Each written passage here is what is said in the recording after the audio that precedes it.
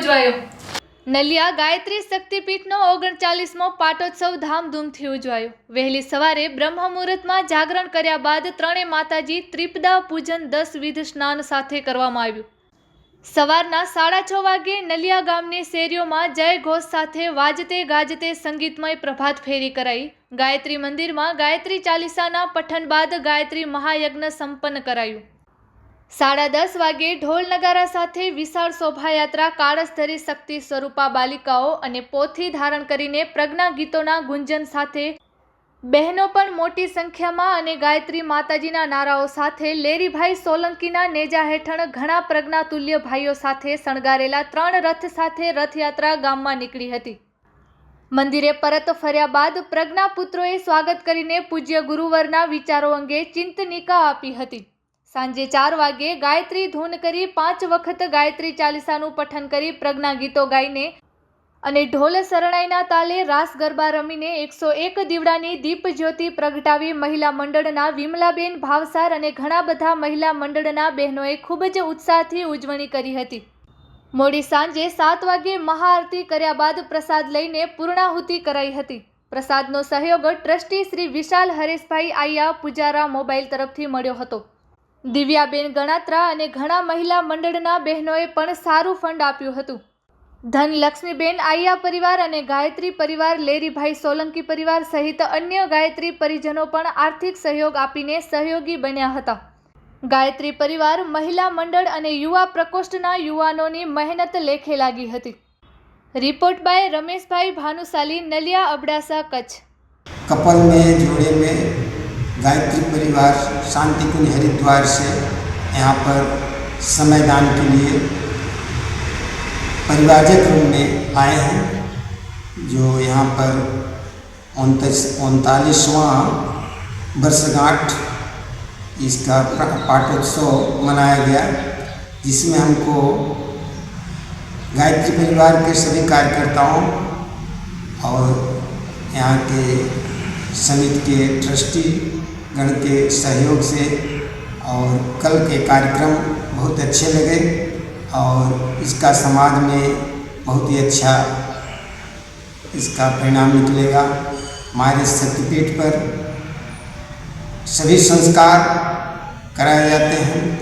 गायत्री यज्ञ के माध्यम से, दीप यज्ञ के माध्यम से 16 संस्कार जो हम लोग परिवारजक प्रशिक्षित कार्यकर्ता शांति हरिद्वार से आए हैं, जो सबके घर जाकर या शक्तिपीठ में आकर ये संस्कार कराते हैं। सभी कार्य गायत्री यज्ञ के जितने भी समाज के कार्य होते हैं सभी हम लोग प्रशिक्षित हैं और कराते हैं। जोड़े में हैं पति पत्नी विश्वनाथ प्रसाद भारद्वाज, गायत्री परिवार शांति कुंज हरिद्वार से मेरा नाम है। पत्नी हमारी धर्मपत्नी शंभू देवी जायसवाल, ये MP मध्य प्रदेश से हैं, जो कि यहाँ शक्तिपीठ में 6 महीने के लिए समयदान में आए हैं और समाज के कार्य के लिए लगे हैं। जो कि यहाँ कार्यकर्ताओं द्वारा कल के पाठोत्सव में सभी बहनों भाइयों को सूचित किया गया कि यहाँ आकर सभी संस्कार यज्ञ करवाएं और घर घर में गायत्री को संस्कार यज्ञ गायत्री घर घर पहुँचे। उसके विचार परम पूज्य गुरुदेव पंडित श्री राम शर्मा आचार्य के विचार सबके घर घर पहुँचे। इस माध्यम से हम सब लोग यहाँ पर समयदान दे रहे हैं। बधाने मारा प्रणाम से, सादर प्रणाम से। मारू नाम प्रिमल છે, પ્રિમલ મોડ। હું વડોદરાથી છું અને હાલ અત્યારે ગાયત્રી શક્તિપીઠ નલિયામાં કાર્યરત છું। હું અખિલ વિશ્વ ગાયત્રી પરિવારનો એક કાર્યકર્તા છું અને અત્યારે ગાયત્રી શક્તિપીઠની નલિયાની સેવામાં છું, કાર્યરત છું। અમારું જે કાર્ય છે તે સનાતન ધર્મને જે તેની દબાવી ગયેલી સંસ્કૃતિ છે તેને ઉજાગર કરવાનો છે, પુનર્ઉજાગર કરવાનો છે।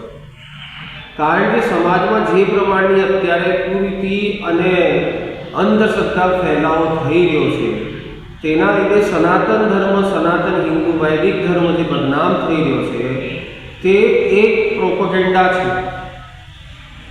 આપણા સનાતન ધર્મની અંદર જે કંઈ પણ યજ્ઞ હોય કે કોઈ પણ વિધિ વિધાન હોય તે બધું જ વિજ્ઞાનના આધારે પર છે.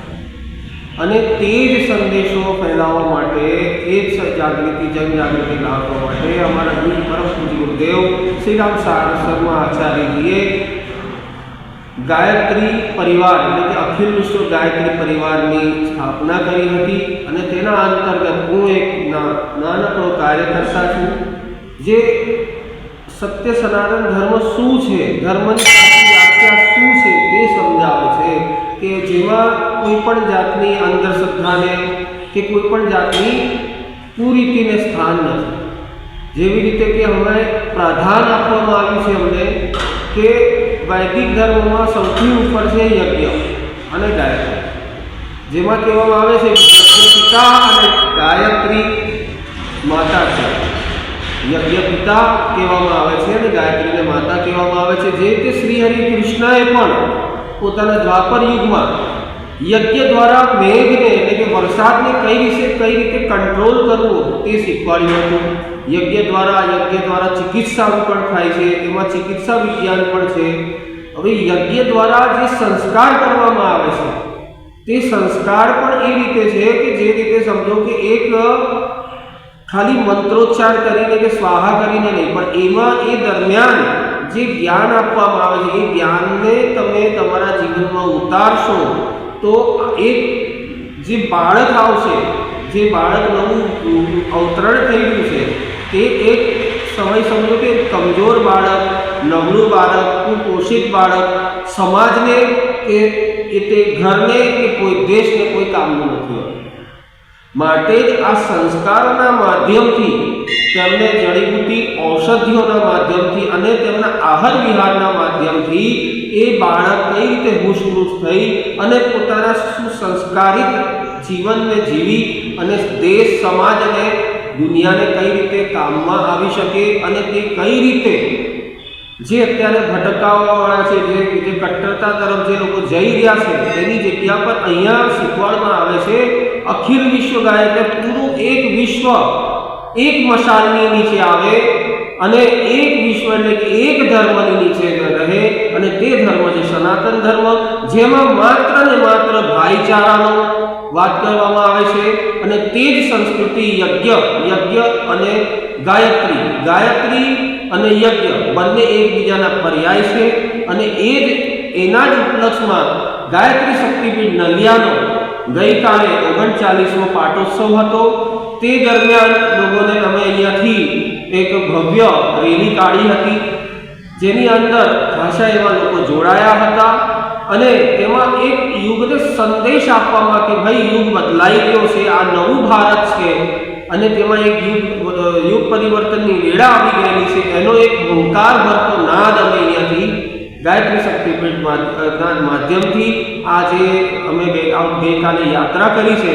કારણ છે કે પાટોત્સવ સમજો કે પાટોત્સવ એક રીતની એક પ્રથા છે કે ભાઈ એક વર્ષ પૂરું થયું એટલે આપણે જન્મદિવસ મનાવીએ છીએ.